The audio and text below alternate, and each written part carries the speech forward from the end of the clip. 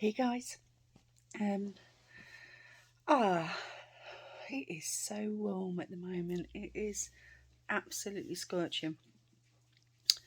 I'm liking my hair at the moment. It's growing on me more and more. I'm going to go a bit darker with my brows. I think. But it's really nice to be able to wear things that I wouldn't have worn if I hadn't have lost that bit extra weight. Really lovely. So I just wanted to speak a little bit about hydration. So I'm going to refer back to when I lost my weight before, when I lost my 14 stone. One thing I really did tell and I got to know was that if I didn't drink what I considered an obscene amount, a lot and often, regularly spread out, not just every few hours in a lot, but spread out throughout the day, I noticed that the weight just doesn't budge and it even goes up. Now, of course, that isn't fat content that's going up. It's your water that your body's holding on to. You're going to be more bloated. You're going to be all of that. Holding on to a lot of excess water that you don't want to be holding on to, and instead your body can't metabolize the fat. It actually needs water. It needs those fat cells to be truly hydrated to be able to metabolize them, to be able to get rid of them. So I found this out in my research through frustration of thinking, well, I'm doing everything right in my diet, but yet I'm not losing weight. So it's hot weather, and one thing that I've realized is that of course you've got to make sure that you drink a lot for your own body. So for instance, I am married to a healthily BMI'd man, and my healthily BMI'd man will consume and need less water than I will. So for me personally, I'm going to need to consume more than he would. I've got more of a body, hence I need more water. I've got a lot more of a body, so I'm going to need a lot more water. That's how it works. Now, yes, there is research and there is proven things to do with flushing your kidneys and it being dangerous if you drink way too much. But when I say way too much, you've got to drink a lot to get there. It's normally people that do things like water drinking competitions and things like that. I also just wanted to quickly pop in and just show you what my morning medication looks like.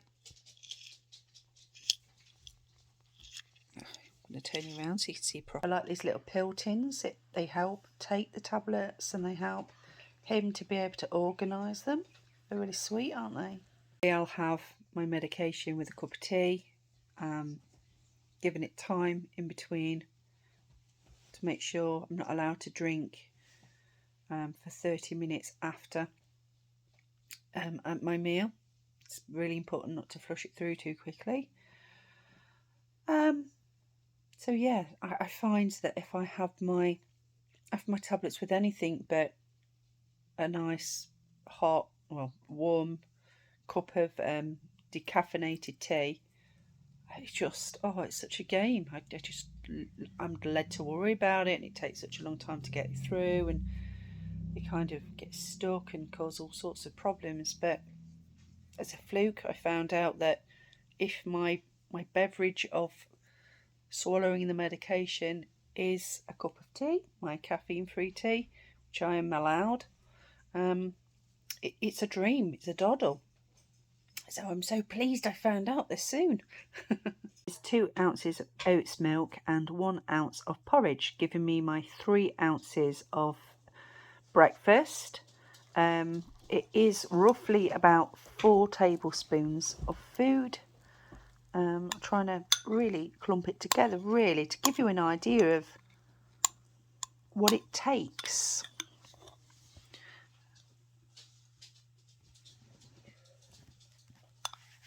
That's what it. Sorry, I've had bad asthma the last couple of days, and oops, and it's making me a bit croaky, unfortunately. So I hope I'm not going to end up losing my voice. Sometimes when I go through a bad asthma spell, I do end up losing my voice. So that's what my porridge looks like. And, you know, you'd think you'd look at it and go, wow, sad times, man. But actually it doesn't. It doesn't at all. It really isn't sad times at all. It's really, really simple and easy to consume that and then be completely content. It's just a beautiful thing, really. So, a trainer that I like is an American trainer called Chris Powell, and I respect him as a trainer. And when I lost the weight before, I did something called carb cycling, which was really, really, really, really effective. So carb cycling is where you are getting the benefits of a low carb diet, such as say the Atkins diet, that kind of thing. But you aren't having the risks of the Atkins diet, or so when you do low carb, your body plunges into ketosis and your body becomes a lean, mean, fat burning machine. You'll drop lots of weight and quickly, but you'll also quite quickly get to a point where you plateau and you can't lose any more weight for ages. And the whole point of that is that your body has gone into complete shock and survival mode.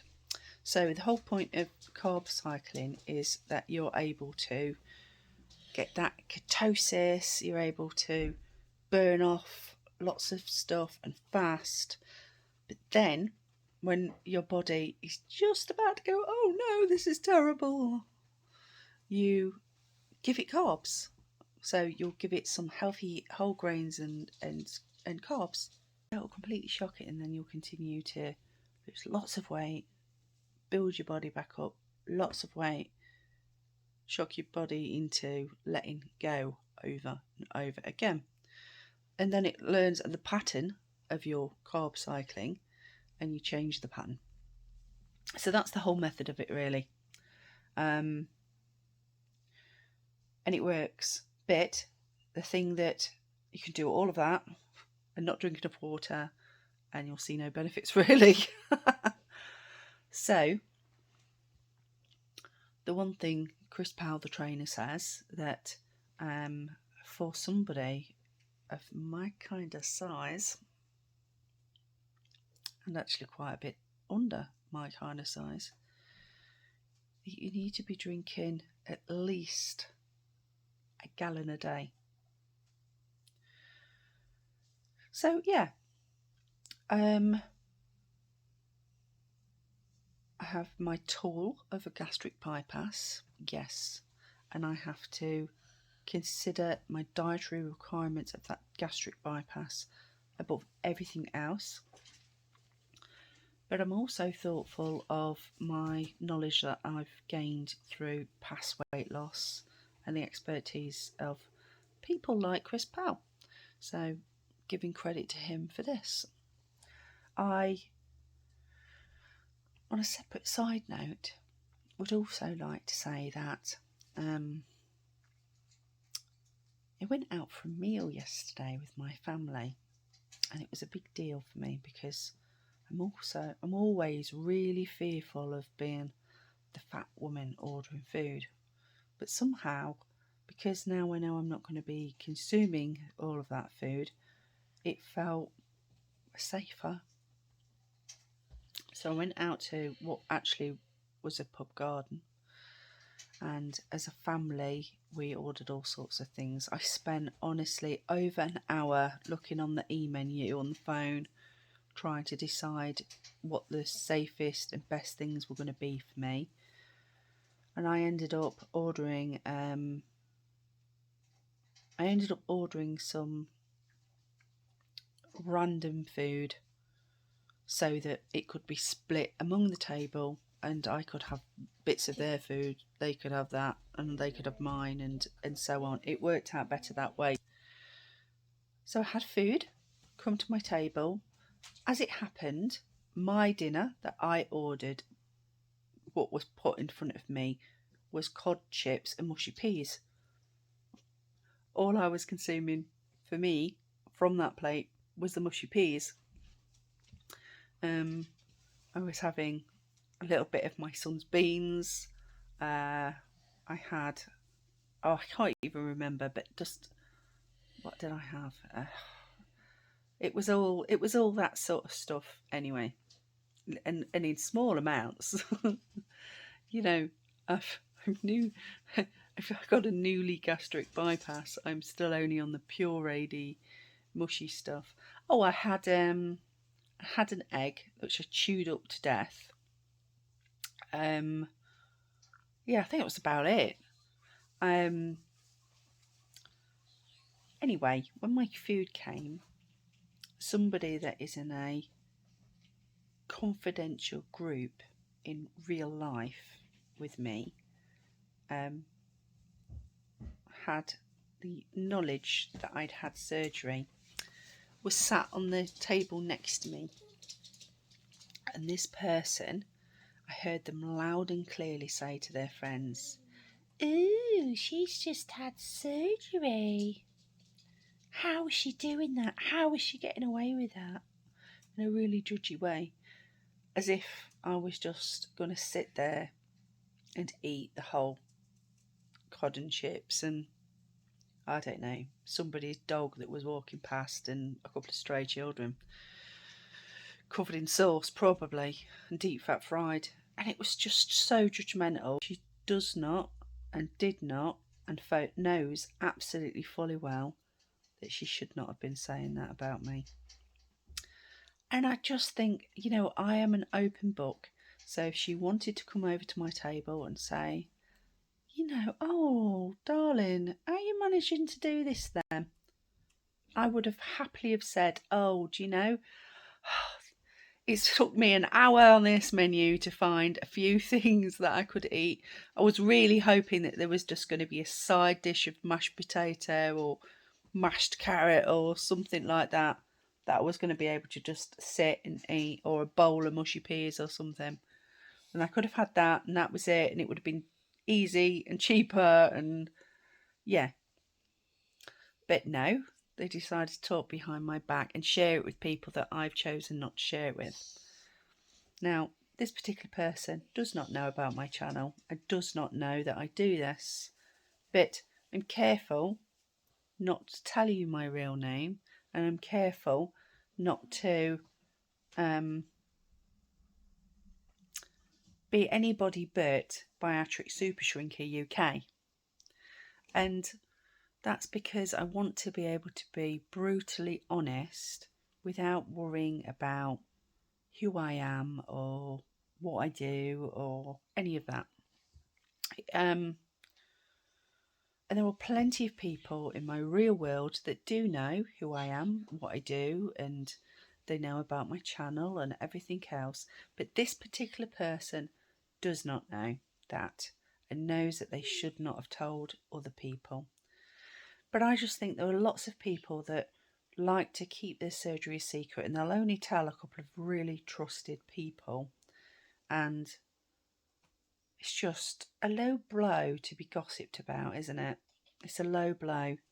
So I wanted to ask you, how do you cope with that, guys? If you've already had surgery, or if you are on the waiting list for surgery, what's your plans of how to cope with other people's attitudes? Let me know, because it's really fascinating to hear.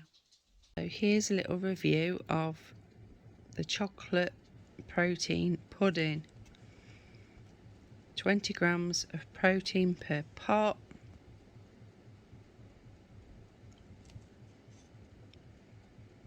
Here's your ingredients.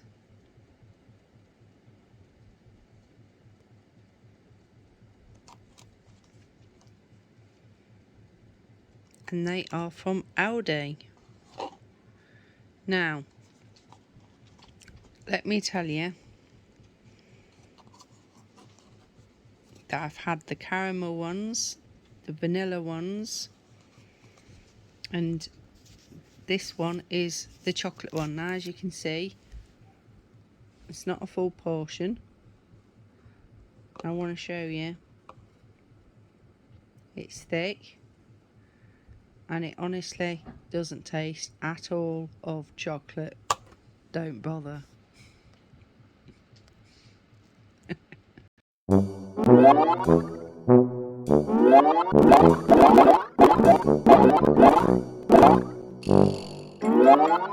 Hi, I'm Dr. Show Your Guts, and this is what you used to look like.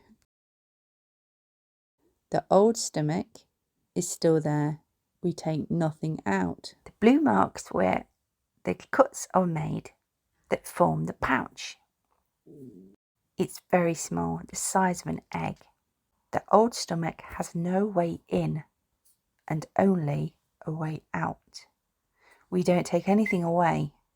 It's very important to keep the old stomach intact and working hard to continue to drip and feed the small intestine with hormones, bacteria and biles. From the pouch we have a kind of Y bend that connects going down the two stomachs into the small intestine. Pretty cool, right?